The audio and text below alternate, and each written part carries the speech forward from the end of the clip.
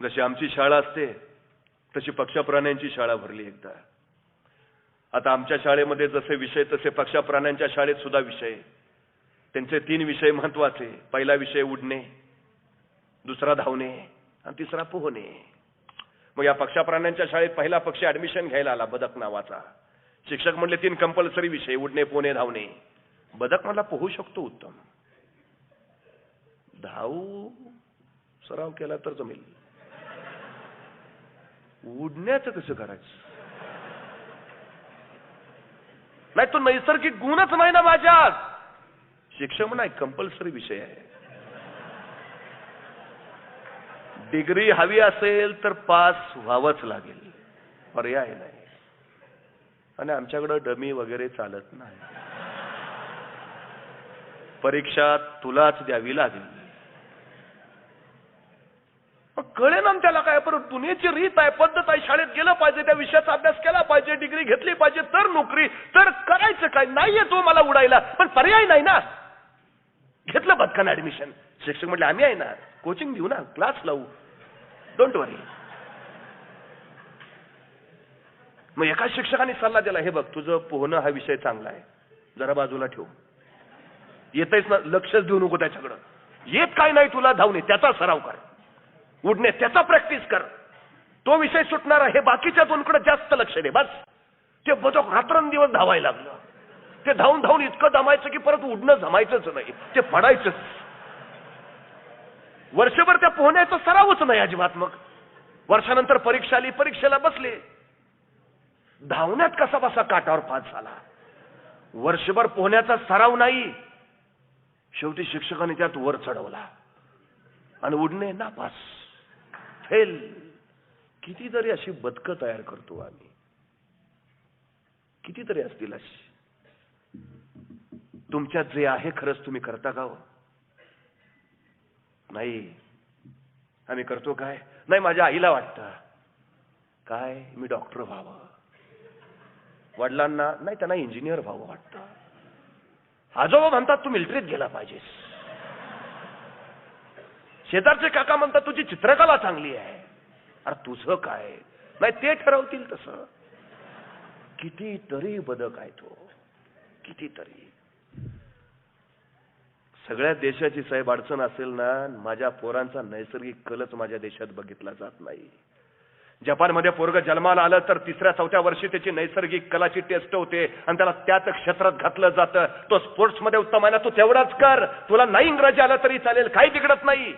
ते तेवढंच करतात, तेवढंच. म्हणून जपानला 100 सुवर्ण पदकं मिळतात ऑलिम्पिक मध्ये, आणि 100 कोटी लोकसंख्या असलेला माझा देश एका सुवर्ण पदकावर समाधान मानतो. ही अडचण आहे. प्रत्येकात गुण दिलाय, तो गुणाचा विकास व्हायला हवा. माझ्या तरुणाईच्यात तो गुण आहे ना, त्याचा विकास नव्हे, तिची ओळखच होत नाही. ही अडचण आहे. एज्युकेशन या शब्दाचा अर्थ काय? एज्युकेशन लॅटिन शब्द आहे, 3 शब्दापासून बनला. एज्युकेरे, एज्युकेर, एज्युकेटम. विद्यार्थ्यांमध्ये सुप्त गुण शोधणं, त्या सुप्त गुणांचं संवर्धन करणं, त्या गुणांना योग्य व्यासपीठ मिळवून देणं, या 3 गोष्टी जिथं घडतात त्याला एज्युकेशन, शिक्षण असं म्हटलं जातं. माझ्या कुठल्या शाळेमध्ये विद्यार्थ्यांमधले सुप्त गुण शोधले जातात तेवढं मला सांगा. त्याच्या गुणांना संवर्धन, व्यासपीठ नाही, काही नाही. ही अडचण आहे सगळ्यात मोठी. जेवढ्या लवकर तुम्हाला कळेल ना, तुम्ही तेवढ्या लवकर मोठे व्हाल. मी सांगतो तुम्हाला, अडकू नका. ह्या तुमच्यात काय आहे जर तुम्हाला कळालं ना, तुम्ही त्याचाच सराव करा, तेच पुढे घेऊन जा, आयुष्यात यशस्वी व्हाल. का पोरं आत्महत्या करतात? मेडिकल इंजिनिअरिंगला गेलेली नाही हो, तो पिंड नाही त्याचा, कशाला कोणता त्याला तिथं. सगळ्यात मोठी गोष्ट आहे ती. काही लोकांना लवकर कळतं आपल्यात कुठला गुण आहे, तिथनं सुरुवात का. सचिन तेंडुलकरला 4थीत कळलं आपण उत्तम फलंदाजी करू शकतो, तिथनं सुरुवात केली, त्यांनी जागतिक कीर्तीचा फलंदाज झाला. सचिन तेंडुलकर 12वीला इंग्रजीत नापास आहे, आणि इंग्रजीच्या 12वीच्या पुस्तकात सचिन तेंडुलकरवर धडा आहे.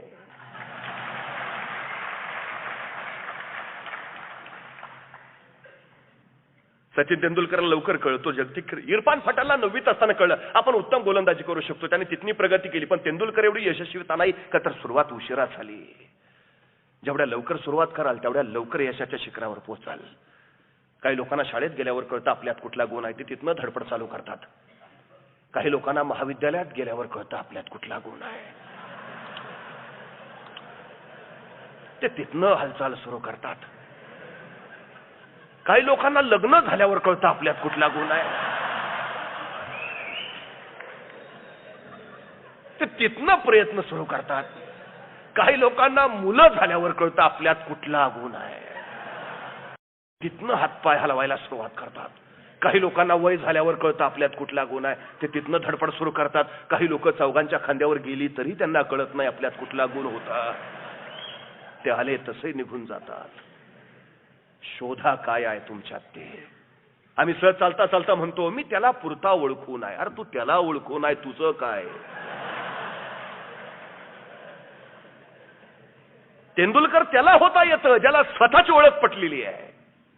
शिवराय त्याला बनता येतं आपण काय सामर्थ्य आपल्यात हे ज्याला समजतं. तुमचं सामर्थ्य काय, तुमची क्षमता काय, तुमचा गुण काय हे पहिल्यांदा कळू द्या. बदक नका हो. जे आहे ते दाबून ठेवायचं, जे नाही ते करायला बाहेर पडायचं. माझी तरुणाई वाया गेली याच्यात ही सगळ्यात मोठी शोकांतिका आहे. मग त्या शाळेत दुसरा पक्षी आला, खरोताई नावाचा. आता खरोताई धावते उत्तम. शिक्षकांनी सांगितलंय बघ 3 कंपल्सरी विषय, उडणे, पोहणे, धावणे. तेवढी धावू शकते उत्तम. उडण्याचं कसं काय करायचं.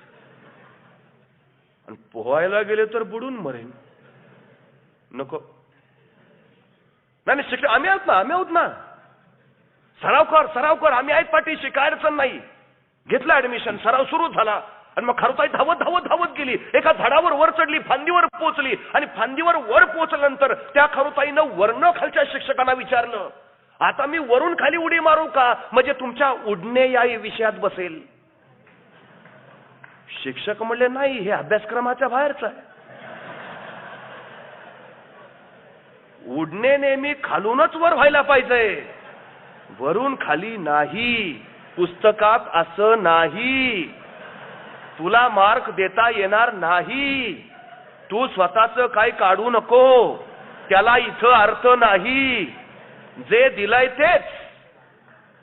कोंडून ठेवली पोरं आम्ही पुस्तकाच्या पानात, कोंडून ठेवली. काय शिकवतो पोरांना, एक पु ल देशपांडेंचा धडा. आणि मग खाली प्रश्न काय, या पाठातून पु ल देशपांडे काय संदेश देतात. गदी माडगुळकरांची कविता, या कवितेतनं माडगुळकर काय सांगतात. म्हणजे आम्ही काय सांगायचं, पु ल देशपांडे काय म्हणतात ते.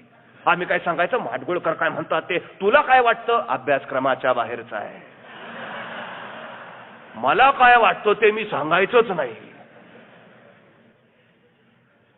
कसला तरुण ज्याला मोकळं होता येत नाही. आणि मग हे सगळं दाबलेलं ऊर्जा कुठंतरी कट्ट्यावर नाक्यावर बाहेर पडते. क्षमता नाही, विकसितच करत नाही, विचारांना भावच देत नाही. मला वाईट वाटतं बंडसाहेब, किती दिवस माझ्या पोरांनी न्यूटन्स लॉ वाचायचा. पाटील्स लॉ का नाही येत.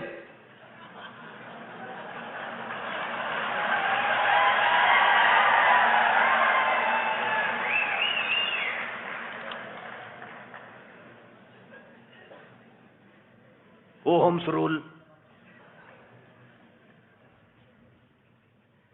आमची कुठं नावच नाहीत. आम्ही न्यूटन वाचायचा, आम्ही आइन्स्टाईन वाचायचा, आम्ही एडिसन वाचायचा. आमच्यात काही संशोधक जन्माला येत नाहीत. आम्ही यूज देत नाही. तू सांगू नको तुझं. ते न्यूटननं लिहिलंय ना ते करते ते बस. तू न्यूटन काय सांगतो ती लिही, तुझा रोल बनवू नको. कशी पोरं शास्त्रज्ञ होतील हो माझी. सगळ्यात शोकांतिका आहे आमची. खरोताई बनवून टाकली पोरं आमची. आम्ही दाबून टाकल्या त्यांच्या विचारांना, दाबून टाकलं त्यांच्या क्षमता, दाबून टाकलं त्यांचं संशोधन. आता त्या आयटी पार्क मुळे माझी पोरं मोकळी झाली. कारण आयटी मध्ये प्रोग्रामिंग आहे, बुद्धीला चालना देणारं काम आहे. ते देतात, हे आठवड्यात तुला हे टार्गेट प्रोग्राम तयार कर. ते पोरगं बेभान प्रोग्राम तयार करतं. माझी देशाची पिढी सगळ्यात बुद्धिमान आहे म्हणून अमेरिकेच्या सिलिकॉन व्हॅलीमध्ये इंडियन्स आहेत फक्त. का तर आत्ता चालना मिळाली त्याच्या बुद्धीला. नाही इथं नाही, जिथं मिळाली तिथं त्यांनी दाखवलं. नका दाबून ठेवू, अजिबात नका ठेवू. मग तिसरा एक पक्षी आला शाळेत, पोपट नावाचा. त्याला सांगितलं 3 कंपल्सरी विषय, उडणे, पोहणे, धावणे. पोपट म्हटला उडू शकतो आपण, मग त्यात पास. धावण्याचा सराव केला तर तेही जमेल. पोहण्याचं काय करायचं. शिक्षक म्हटले बाबा कंपल्सरी विषय आहे, पास तर व्हावंच लागेल आणि परत प्रॅक्टिकलची एक्झाम आहेच ती.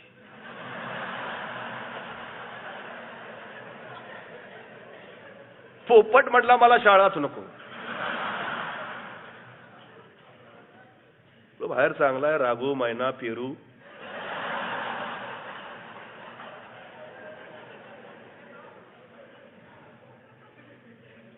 ते निघाला ना शाळा सोडून. नको, शाळाच नको आपल्याला. शिक्षक म्हटल्यावर धरा त्याला. विद्यार्थी पळून गेले तर विद्यार्थी संख्या भरणार नाही, तुकडी पूर्ण होणार नाही, शिक्षक टिकणार नाही, शाळा चालणार नाही. विद्यार्थी आणा, सगळे शिक्षक धरा धरायला. नोकरी टिकली पाहिजे. शाळा कुणासाठी? विद्यार्थ्यांसाठी का शिक्षकांची नोकरी टिकवण्यासाठी? धरलं हो बिचाऱ्या पोपटाला. सोडू नका याला आता. नेमके शिक्षणाधिकारी येतील आणि हे गायब होईल. पोरं कुठं आहेत विचारतील, मान्यता काढून घेतील. पळून जाऊ देऊ नका. मग पिंजऱ्यात ठेवा त्याला. ठेवला पिंजऱ्यात त्याला. पोपट पिंजऱ्यात. आता पोपटाचा नैसर्गिक गुण काय? उडणे. पिंजऱ्यात विषयच नाही. धावणे पोहण्याचा तर सवालच नाही. पण पोपटाचा पिंजरा जर तुम्ही कधी बघितला तर त्या पिंजऱ्याचे खालणारा पाळणा असतो.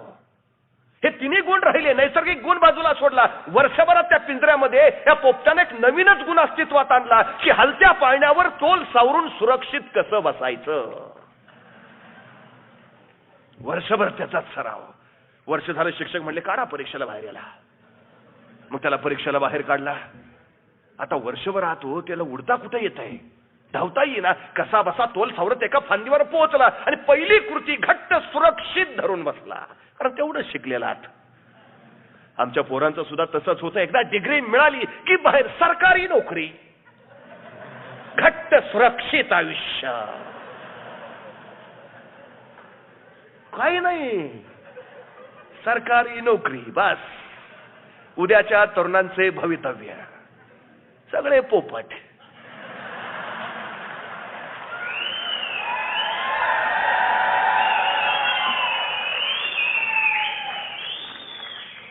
धाडस करणे नाही, साहस करणे नाही, नव्या वाटा चोखाळणे नाही, नव्या वाटा निर्माण करणे नाही, रोळलेल्या वाटेवरनं चालत राहणे. सुरक्षित आयुष्य. एकदा चिकटलो की पेन्शनची सोय झाली. ओके. आम्ही मध्यमवर्गीय माणसं, आमची स्वप्न मोठी नसतात. वडिलांच्या जागेवर चाललेत प्रयत्न. आमच्या तरुणांचे भवितव्य. आणि मग आम्ही म्हणतो मराठी माणूस व्यापारात माग, मराठी माणूस उद्योगधंद्यात माग. सुरक्षित जीवनाची सवय लावली ना आम्ही. धाडस करायला किती पोरं तयार होतात. किती वडील सांगतात चल उतर रे, काय होईल ते बघू. नाही हो, पोपट केले आम्ही. सुरक्षित राहा बाबा, सांभाळून राहा बाबा, पिंजऱ्यातच जग बाबा. बोलताना सुद्धा एखाद्याला विचारतो सध्या काय चालतो, काय नाही सध्या धंद्यात पडलोय. बोलताना सुद्धा धंद्यात पडलोय. तो धंद्यात असा पडतो की पुन्हा उठून उभाच राहत नाही. किती सकारात्मक दृष्टिकोन आहे आमचा. आणि आम्ही ज्ञान घेतो, आम्ही शिक्षण घेतो, किती त्याचा वापर करतो पुढच्या आयुष्यात. एखाद्याला विचारतो शिकलाय ना 12वीत, ते परीक्षेपुरतं. मार्कांपुरते ज्ञानवंत झालो आम्ही आणि डिग्री पुरते प्रज्ञावंत झालो आम्ही. बाकी त्या शिक्षणाचा, ज्ञानाचा व्यावहारिक जगात वापर नाही. हजारो वर्षापूर्वी गौतम बुद्धांनी सांगितलं विज्ञानवादी व्हा. गौतम बुद्धांना अपेक्षित विज्ञानवाद कुठला आहे? त्यावेळी नव्हतं केमिस्ट्री, फिजिक्स. मग विज्ञानवाद म्हणजे काय? विज्ञान म्हणजे काय? विज्ञान या शब्दाचा अर्थ आहे ज्ञानाची कृती करणं, ज्ञानाचा वापर करणं. त्याचा अर्थ विज्ञान. आम्ही शिक्षण घेतो, माहिती संकलित करतो, म्हणजे ज्ञान मिळवतो. वापर करतो का? नाही. ज्या दिवशी माझ्या देशातली पोरं मिळालेल्या ज्ञानाचं विज्ञानात रूपांतर करतील, या देशात एकही बेकार आणि बेरोजगार दिसणार नाही. अजिबात पण नाही. आमच्याकडं सगळे पोपट. आणखीन एक पक्षी आला शाळेत परत, कोकिळा नावाचा. कोकिळाचा गळा गोड आहे, गाणं इतकं मधुर की सगळी सृष्टी भारावून डोलायला लागेल. वर्णनीय गुण आहे तिच्यात. पण कोकिळा रंगानं काळी आहे. बस एवढा अद्भुत विलक्षण गुण असून सुद्धा तिच्या मनामध्ये न्यूनगंड आहे की आपण काळी आहोत, आपलं व्यक्तिमत्व चांगलं नाही, चार चौकात आपण उठून दिसत नाही, आणि एवढा सुंदर गुण असून सुद्धा निव्वळ मनातल्या या काळेपणाच्या न्यूनगंडापोटी ती माग राहते. माझ्या ग्रामीण भागातली पोरं असतील, माझ्या इथली पोरं असतील, यांच्या मनात एक सातत्यानं न्यूनगंड आहे.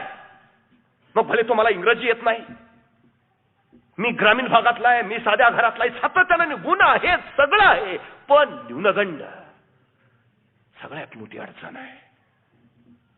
हे न्यूनगंड एकदा आमच्या पोरांच्या मनातले बाजूला काढा. सगळ्यात मोठी गोष्ट सांगतो तुम्हाला, सगळ्यात मोठी, हाताची 5 बोटं एकसारखी नाहीत, झाडाची 2 पानं एकसारखी नाहीत, हातावरच्या प्रत्येकाच्या रेषा सुद्धा एकसारख्या नाहीत, एकसारख्या डोळ्याची 2 माणसं भेटणार नाहीत. सगळ्यात महत्वाची गोष्ट सांगतो, या जगात तुमच्यासारखं दुसरं कुणी नाही. तुमच्यासारखे इथं फक्त तुम्हीच आहात, दुसरं नाहीच आहे कुणी. अभिमान बाळगायला शिका. नो आवृत्ती, मी एकमेव, बस माझ्यासारखा जगात कुणीच नाही. अभिमान बाळगा. न्यूनगंड कसले बाळगता? अभिमान बाळगायला शिका स्वतःवर, स्वतःच्या क्षमतेवर, स्वतःच्या व्यक्तिमत्वावर. हा अभिमान बाळगला, ह्या क्षमतेची सामर्थ्याची ओळख केली की मग जिंकलात. काढून टाका तरुणाईच्या मनातले हे न्यूनगंड. सगळ्यात मोठी गोष्ट आहे ती. शेवटचा पक्ष आला शाळेत, गरुड नावाचा. शिक्षकांनी सांगितलं, हे बघ कंपल्सरी विषय आहेत, त्याच्या नादाला कोण लागत नाही, शिक्षक पण लागत नाही. पूर्वीचा काळ होता तसा. पूर्वी सर शिक्षक वाट्यावर दिसले की पोरं रस्ते बदलायची. आता पोरं रस्त्यात दिसली की शिक्षक वाटा बदलतात.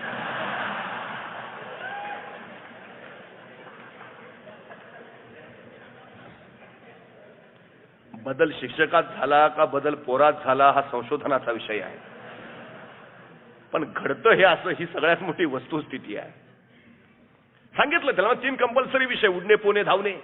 गरुड म्हणाला, उडण्यात आपला हात कुणी धरू शकत नाही, धावायला मी जमिनीवर यायची गरज काय? आभाळात भरारा मारतो मी, खाली आणता मला तुम्ही कशासाठी? नको, विषय काढून टाका. अरे म्हटलं कंपल्सरी आहे, जमत असलं सांगा. बरं ठीक आहे, पोहणे. पागल आहे का?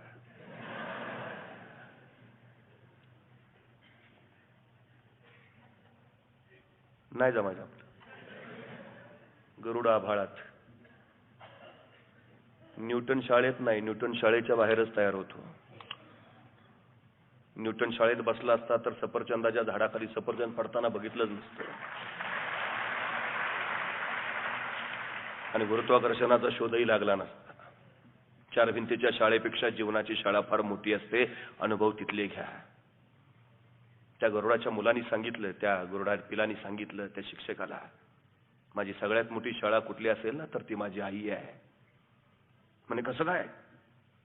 म्हणे मी ज्यावेळी ती बाहेर आलो ना, या सृष्टीत आलो, पहिला श्वास घेतला, माझी आई कोण आहे, ती कशी आहे, तिच्याकडे मी बघायला लागलो. पण तेवढ्याच आईनं माझ्यावर झडप घातली आणि स्वतःच्या पंजात मला उचलून घेतलं आणि मलाच जन्माला घातलेली माझी जन्मदात्री आई मला आकाशात उंच उंच उंच उंच घेऊन गेली. तिला सांगत होतो, आई आता जन्माला आलो ग, श्वास कसा घ्यायचा मला माहित नाही, वारा म्हणजे मला काही कळत नाही, ऊन म्हणजे काय माहित नाही, जगणं समजत नाही. आई कुठं घेऊन निघालीस? उंच उंच उंच अगदी उंच घेऊन गेली आणि आईने सरळ मला सोडून दिलं. सण करत मी खाली कोसळत राहिलो. खाली बघितलं, जमीन होती, खडक होता, आपटलो असतो, फुटलो असतो, संपलो असतो. फक्त आईकडे एकदा बघितलं, का ग? आणि खाली खाली येता येता अचानक मी माझे पंख हळूहळू बाहेर काढले, फैलावले आणि त्या वाऱ्यावर स्वार झालो. एक गिरकी घेतली आणि आईला वर बघत म्हणाला, आई उडणं जमलं ग.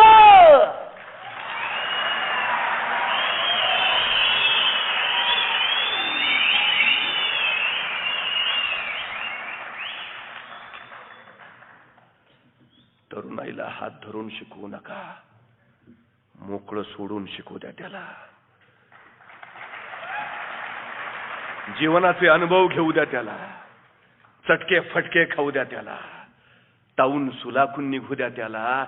तेव्हा गरुड भरारी रक्तात येईल त्याच्या. मग आभाळ सुद्धा छोटं पडेल. सगळ्यात महत्वाची गोष्ट आहे ती, सगळ्यात महत्वाची. आणि पोरं